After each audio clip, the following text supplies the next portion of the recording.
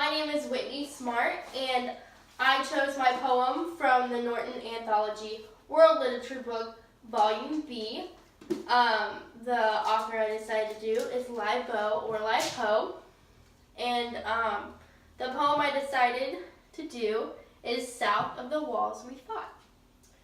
We fought last year at the Sanggon Source. This year we fight on the Kong River Road.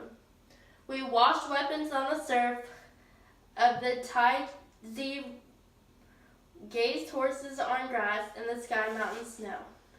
Thousands of miles ever marching and fighting until all the Grand Army grows frail and old.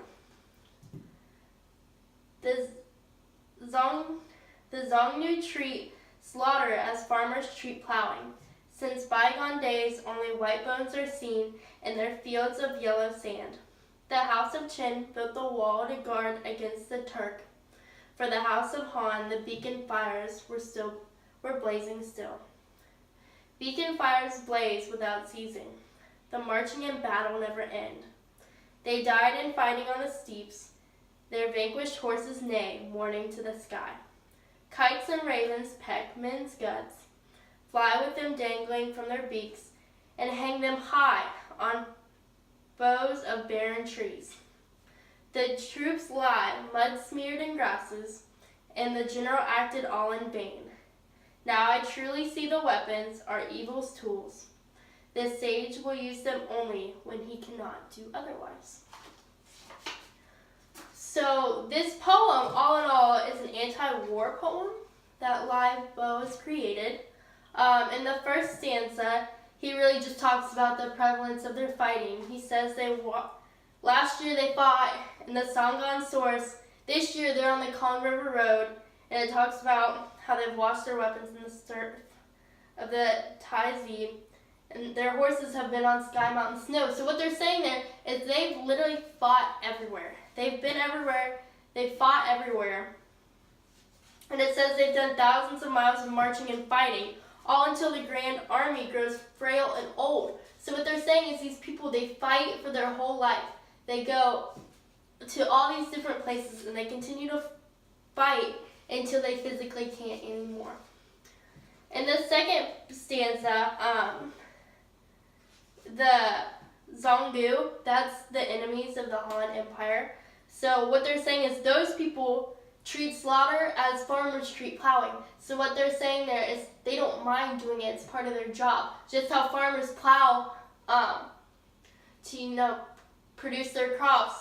The Xiongnu, they treat slaughter just as farmers treat plowing. Farmers, they plow all the time and don't have any problem doing it. And they're saying the Zongzi, they don't have a problem killing people either. And it also mentions that since the bygone days, there's white bones and all the sand, and those are from deceased soldiers. In the third stanza, it says, again, it just reiterates that the fight is never ending and that it just keeps going on and on.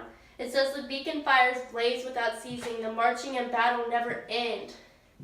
They died in fighting on the steeps. So what they're saying there is it just doesn't stop. The fires keep going. The marching and battling never end. I think one of the most interesting parts of this entire poem is in the beginning of the third stanza and then again at the end. But at the beginning, it says that the kites and ravens peck men's guts, fly with them dangling from their beaks, and hang them high on the boughs of barren trees. So what they're saying there is there's so many dead soldiers on the ground that the birds are coming down, really just picking at their carcasses and taking all their organs, hanging them in trees and saving them for later. I can only imagine how many people have to be deceased for animals to do this. They have so much extra because there's so many people dying. They're hanging it up in trees and saving it for later. And then the poem goes on to say that the troops lie mud-smeared in grasses and the general acted all in vain. So this is very interesting. When they say the general acted all in vain, it makes it sound like this fighting wasn't necessary. The general just did it for bragging rights and that it really wasn't necessary at all. And then the next part says, now I truly see that weapons are evil's tools. The sage will use them only when he cannot do otherwise. Which, this last statement kind of makes me feel like he kind of contradicts himself, because what he said earlier, the general acted all in vain, which just means he did it for his own want and his own well-being, but then he comes back and says the sage will use them only when he cannot do otherwise. So if the sage chose weapons and chose fighting because he didn't have another choice, why are we upset with him? Why is Lai Bo upset with the sage when he just said the sage didn't have another choice? And then again, right before that, he says that weapons are evil's tools.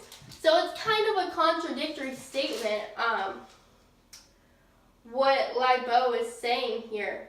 But he does make a very good point about expressing his feelings, that he's upset with the fighting and that he does not approve of what they're doing.